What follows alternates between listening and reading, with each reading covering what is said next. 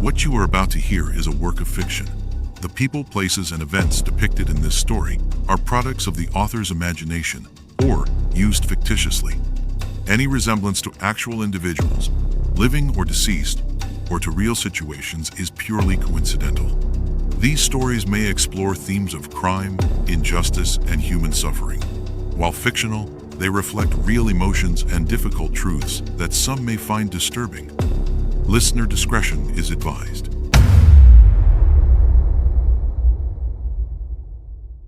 Mom, you really need to stop trusting people online. You have no idea who you're actually talking to. The irony of these words would become crystal clear soon enough. Before we go on, consider subscribing to the channel to be notified as new stories are published. Please let us know in the comments where you're watching from. We'd love to know just how far our stories reach. Rebecca Walsh had always been cautious about online relationships, but 6 months ago, something had changed. At 45, she was finally starting to feel like herself again after a messy divorce that had left her questioning everything she thought she knew about trust and love. It had taken Rebecca nearly a year after the divorce to feel ready for any kind of meaningful connection, even a professional one.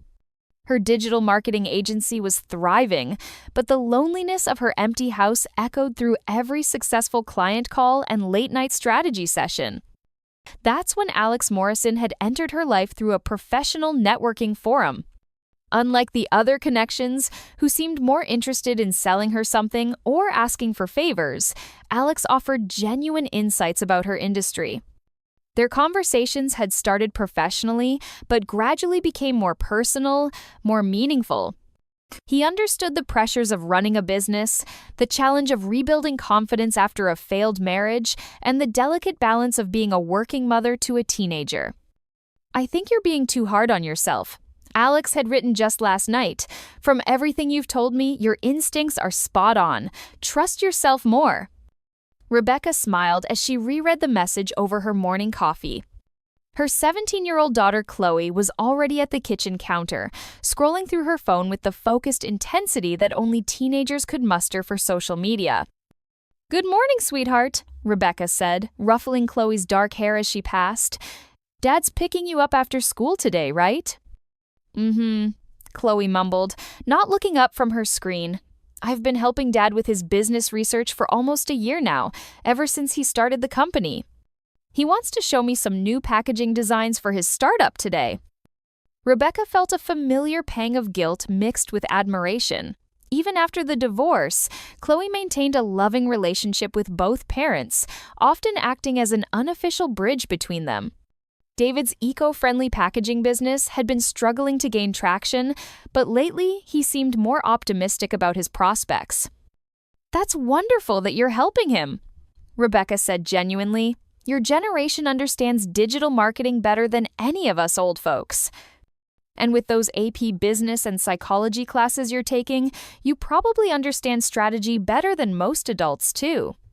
Chloe finally looked up, rolling her eyes with affectionate exasperation.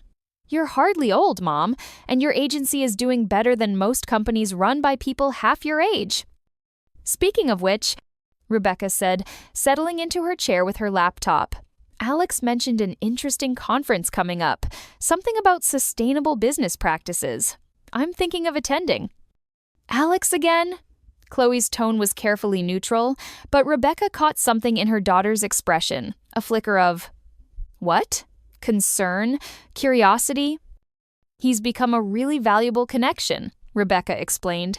"His advice has been incredibly helpful. He suggested I look into partnering with eco-conscious brands, and that tip alone has brought in 3 new clients this month. His insights are always spot on." Chloe nodded slowly, her fingers already moving across her phone screen again. "That sounds like spot-on advice. You should definitely trust your instincts about business opportunities." Rebecca settled into her home office for a day of client calls and strategy sessions. During her lunch break, she took a call with a potential client who was interested in sustainable marketing strategies. As she discussed the growing trend of eco-conscious branding, she couldn't help but think how perfectly Alex's advice had positioned her for this exact market shift. That afternoon, her phone buzzed with a text from her younger sister, Jessica. "Coffee later? I want to hear more about this mysterious business guru you keep mentioning." Rebecca smiled. Jessica, a freelance journalist with an impressive track record of investigative pieces, had always been protective of her older sister. Sometimes overly protective, in Rebecca's opinion. They met at their usual cafe that afternoon, a cozy spot downtown where Jessica's sharp eyes immediately focused on Rebecca's more relaxed demeanor. "You look happy," Jessica observed, stirring her latte. "Really happy. More than I've seen you since before the divorce." "I am happy," Rebecca admitted. "Work is going well. Chloe's thriving despite everything, and I feel like I'm finally figuring out who I am as a single person." "And this Alex person is part of that?" Rebecca felt her cheeks warm slightly. "Maybe. I mean, we've never met in person. He's based in Portland, but our conversations have been really meaningful. He gets the challenges of running a business, and he's given me some incredible insights. Such as? Well, he suggested I pivot toward eco-conscious brands, which has been incredibly profitable. He recommended I join specific business forums where I've made valuable connections. And he encouraged me to apply for a partnership program that I'm pretty sure is going to be a game changer for the agency." Jessica raised an eyebrow. "This guy seems to have very specific knowledge about opportunities in your exact market." "He's a business consultant," Rebecca said defensively. "That's literally his job. In Portland, for companies in our market." "Jess, what are you getting at?" Jessica leaned back, her journalist instincts clearly engaged. "I'm not getting at anything specific. It's just, don't you think it's convenient that all his advice perfectly aligns with opportunities that would benefit someone like David? Eco-friendly packaging, sustainable business practices, the exact conferences and forums where David has been trying to network." Rebecca's coffee cup stopped halfway to her lips. "What do you mean, someone like David?" Jessica shrugged. "Maybe I'm being paranoid, but as someone who investigates coincidences for a living, that's a lot of coincidences." That evening, Rebecca found herself staring at her laptop screen, Alex's latest message glowing in the chat window. He was encouraging her to attend a trade conference next month, suggesting specific companies she should try to connect with.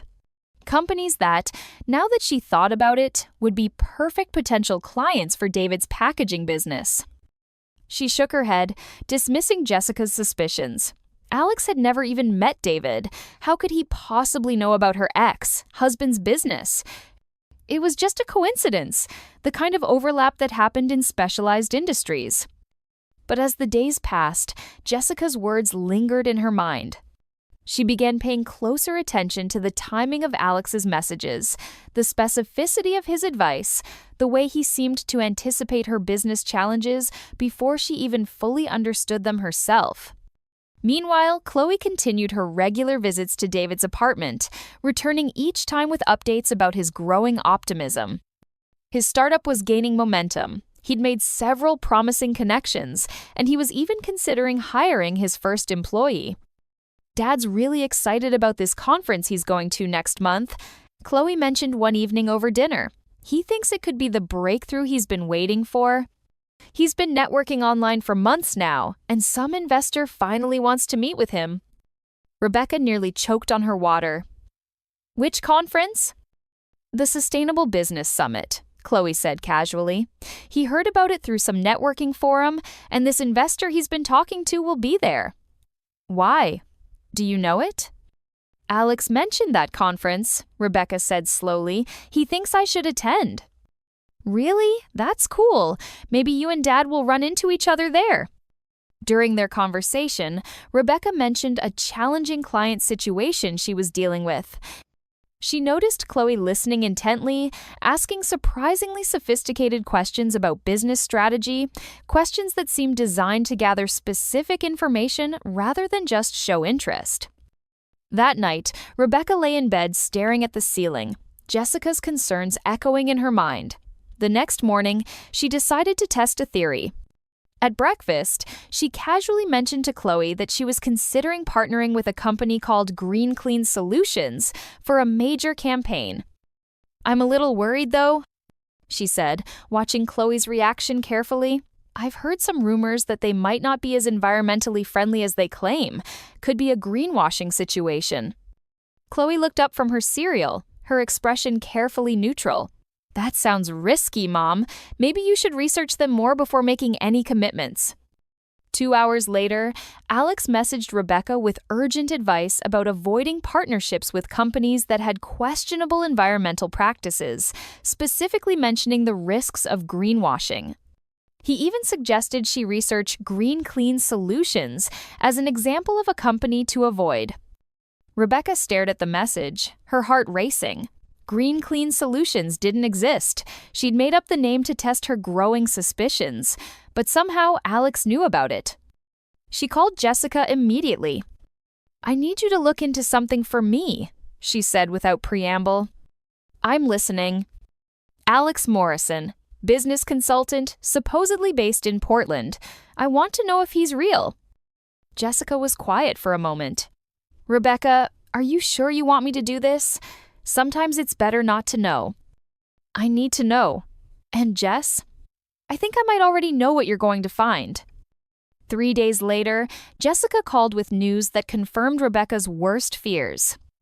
"I used Google's image search to check if the photos appeared elsewhere online," Jessica said gently. "They belong to a real business consultant named Alex Morrison, but the real Alex has been in Europe for the past 6 months on an extended consulting contract. His social media and professional profiles show he's been completely offline from US networking forums during the exact time you've been talking to your Alex." Rebecca sank into her desk chair, the room spinning slightly. "So, who have I been talking to?" "I have some theories, but they're going to be hard to hear. Can you meet me tonight? And Rebecca, bring your laptop. We need to look at those messages more carefully." That evening, the sisters sat in Jessica's apartment, Rebecca's laptop open between them. Jessica had been busy since their phone call, and her findings were disturbing. "I solved this the old-fashioned way," Jessica said, "by paying attention to patterns and testing my hypothesis. Look at this. Alex uses the same unusual phrase that Chloe uses. You both say spot on instead of exactly right or perfect. Most people don't use that expression." Rebecca stared at the messages, seeing the pattern for the first time. "Oh my God." "There's more. I noticed that Alex's messages always come shortly after you have work calls that Chloe could overhear. And remember that fake company you mentioned to test your theory? Alex warned you about it within hours. Chloe was the only person who heard you mention it." Rebecca felt sick, but the advice, the business insights, how could a 17-year-old know so much about my industry? "She's brilliant, Rebecca. She's taking AP business classes. She's been researching digital marketing for school projects, and she's been listening to your work calls for months. Plus, David has been teaching her about business fundamentals as part of their father-daughter time. She has more business knowledge than most college graduates." "But why?" Rebecca's voice was barely a whisper. "Why would she do this to me?" Jessica's expression softened. "Think about it. You've mentioned how much time Chloe spends helping David with his business. What if she's been gathering information from you to help him? What if Alex's advice wasn't really meant to help you, but to create opportunities that David could capitalize on?" The truth hit Rebecca like a physical blow. Every piece of advice, every recommendation, every insight that had made her feel so understood and supported, it had all been manipulation by her own daughter. But worse than the deception was the realization of why Chloe might have done it. "She's been trying to help both of us," Rebecca said, her voice hollow. In her mind, she was probably trying to rebuild our family by making sure we both succeeded. "The question is, what do we do about it?" Rebecca stared at the screen for a long moment, emotions warring within her. Anger at being deceived, hurt at the betrayal, but also a strange pride in her daughter's intelligence and a heartbreaking understanding of her motivations. "We teach her a lesson," Rebecca said finally. but not the kind she's expecting. We're going to give her a taste of her own medicine. Over the next week, Rebecca and Jessica crafted an elaborate counter-operation that would teach both Chloe and David about the consequences of deception, while also providing valuable lessons about honesty and trust. Jessica spent hours creating a detailed fake investor persona, Sarah Chen Investments, complete with a professional website, LinkedIn profile, and compelling backstory. She began networking with David online, presenting herself as a potential investor specifically interested in sustainable packaging solutions. Remember, Jessica coached Rebecca as they prepared for their plan. We need to make this feel real. David needs to believe he's earned this opportunity through his own networking skills. Meanwhile, Rebecca began the more challenging part of their strategy, creating false information for Chloe to discover. She staged phone conversations about a terrible business decision she was supposedly considering, partnering with a large corporation known for greenwashing to launch a campaign that would damage her agency's reputation with SEDS, environmentally conscious clients.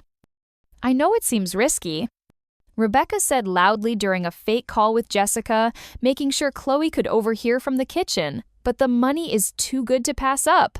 I'm thinking of signing the contract next week. She watched Chloe's expression grow increasingly worried as the conversation continued.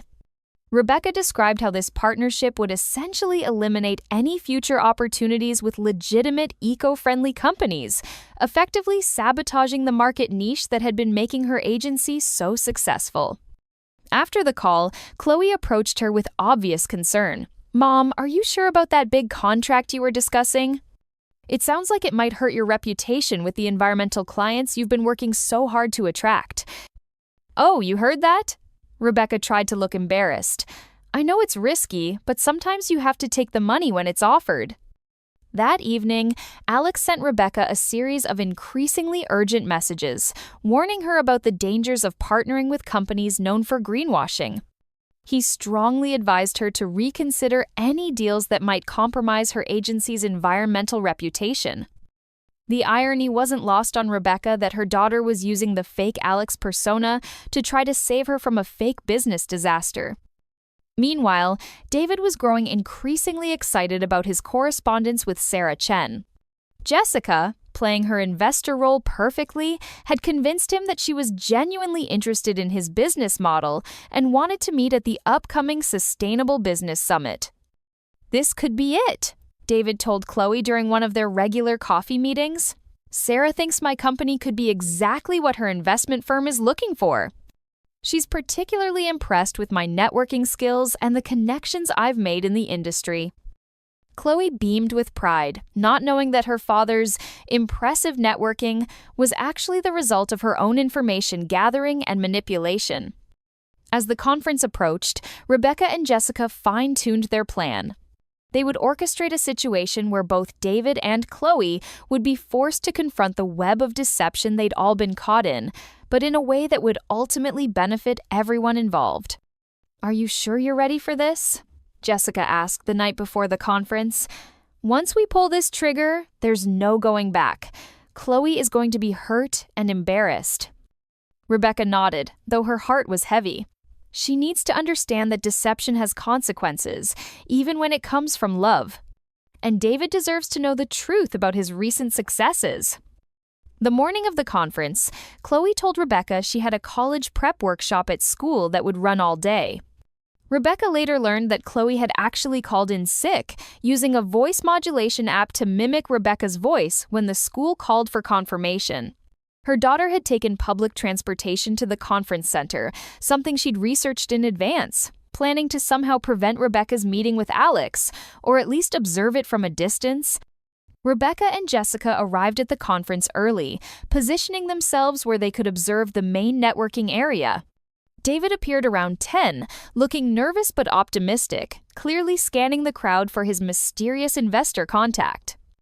At 11:30, Rebecca watched her daughter enter the conference hall, having clearly skipped school to attend. Chloe's eyes darted around frantically, and Rebecca realized her daughter was probably planning to somehow prevent the meeting with Alex. The moment of truth came when Jessica, playing her investor role, approached David and began what appeared to be a casual conversation about his business. Rebecca watched from across the room as Chloe spotted her father and began moving in their direction, probably hoping to eavesdrop on his meeting. But before Chloe could get close enough to listen, other conference attendees began gathering around David and Jessica, drawn by their animated discussion about sustainable packaging innovation. Rebecca realized that the confrontation she'd planned would now have an audience, which would make Chloe's eventual embarrassment even more profound. That's when Rebecca made her move. She walked directly up to the group, her expression carefully neutral. "David," she said pleasantly, "what a surprise to see you here." David's face went through several expressions in rapid succession: surprise, confusion, and then dawning realization as he looked between Rebecca and the woman he'd been talking to. "Rebecca? But I thought, this is..." He looked at Jessica, then back at Rebecca. "I'm supposed to be meeting an investor. And I'm supposed to be meeting a business consultant named Alex Morrison," Rebecca said calmly. The small crowd of conference attendees had stopped their conversations, sensing drama. Behind David, Chloe had gone completely still, her face pale as she understood that her carefully constructed worlds were colliding in the most public way possible. Jessica smiled and extended her hand to David. "I'm Jessica Walsh, Rebecca's sister, and I think we all need to have a conversation." As the reality of the situation sank in, David's expression shifted from confusion to hurt to deep embarrassment. "Wait," he said, his voice carrying across the small crowd. "So none of my networking wins were real? I've been living a lie for months?" Several conference attendees were now openly staring, and Chloe realized that her deception had wider implications than just her family. Her brilliant manipulation had created a humiliating public spectacle. "Actually," one of the nearby business owners interjected, "I couldn't help but overhear, and I have to say, your pitch to this young woman was impressive, regardless of how you got here. Have you considered partnerships with retail chains?" But David was too stunned to appreciate the genuine interest. "I don't understand what's real anymore," he said quietly. Rebecca felt her heart break as she watched her ex-husband grapple with the realization that his newfound confidence had been built on deception. Chloe, meanwhile, was experiencing the full weight of how her help had actually harmed the people she was trying to protect. The four of them found a quiet corner of the conference center, and slowly, gently, the truth came out. Chloe's elaborate deception was revealed piece by piece. How she'd created Alex to give Rebecca business advice that would create opportunities for David. How she'd been feeding information between her parents. How she'd been trying to orchestrate their professional success. "I've been studying business strategy for 2 years," Chloe said finally, tears streaming down her face, "and I've been watching both of you work for my whole life. I just wanted you both to be happy. Dad was so depressed after the divorce, and Mom, you were working all the time and seemed so lonely. I thought if I could help you both succeed, maybe you'd see that you're both good people who deserve good things." "Maybe what, sweetheart?" Rebecca asked gently. "Maybe you'd remember why you fell in love in the first place, and maybe our family could be whole again somehow." The admission hung in the air between them. David reached over and took Chloe's hand, his hurt momentarily overshadowed by concern for his daughter. "Honey," he said softly, "your mom and I divorced because we wanted different things for our lives, not because we stopped caring about each other or because either of us is a bad person. You didn't need to fix us." "But you were both struggling so much," Chloe protested. "Dad, your business was failing, and Mom, you were so sad and lonely all the time." Rebecca felt her heart break for her daughter's pain and her misguided attempts to heal wounds that weren't hers to heal. "Chloe," she said, "struggling doesn't mean we're broken. Sometimes struggling is how we grow stronger, and success that comes from deception isn't real success at all."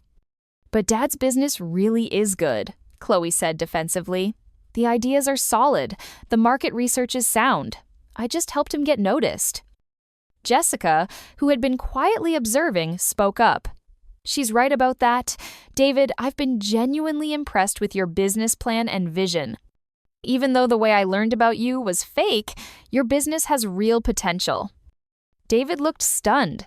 "You mean this isn't all fake? Your interest in investing?" "The way I learned about you was fake," Jessica clarified, "but your business model is sound, your presentation was professional, and 3 other people at this conference have already expressed genuine interest in your work." Rebecca sat back, processing this revelation. "And the business growth I've experienced, the successful client relationships, the strategic decisions that moved my agency forward." "Mom," Chloe said quietly, "I never told you anything you didn't already know. I just listened to your work calls and repeated your own ideas back to you in a way that made you feel confident about them." "But why the deception?" David asked, his voice still carrying hurt. "Why didn't you just tell us you wanted to help?" Chloe looked between her parents, her 17-year-old wisdom showing through her tears. "Because you're both too proud to accept help from each other and too protective of me to let me worry about your problems. This seemed like the only way to help without making anyone feel bad about it."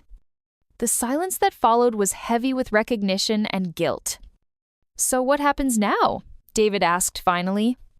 Rebecca looked at her ex-husband, really looked at him, for the first time in months. She saw the man she'd once loved, the father of her child, someone who deserved honesty and respect, even if they couldn't build a life together. "Now," she said slowly, "we figure out how to support each other honestly. Chloe, you're facing some serious consequences. You're grounded from all social media and phone privileges for a month, and you need to personally apologize to every business contact your father made through your manipulation." Chloe nodded, accepting her punishment. "But," Rebecca continued, turning to David, "I also owe you an apology. I should have offered to help with business connections months ago. We may not be married anymore, but we're still family, and we should act like it." "And the conference?" Jessica asked with a slight smile, gesturing to the bustling networking event around them.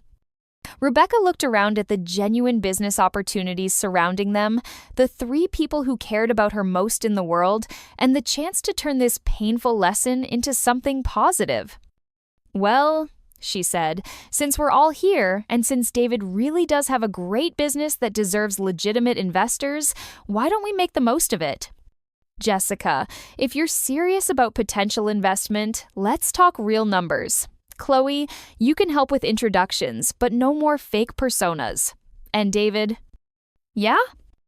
Let's see if we can find you some real clients. I might know a few companies looking for sustainable packaging solutions."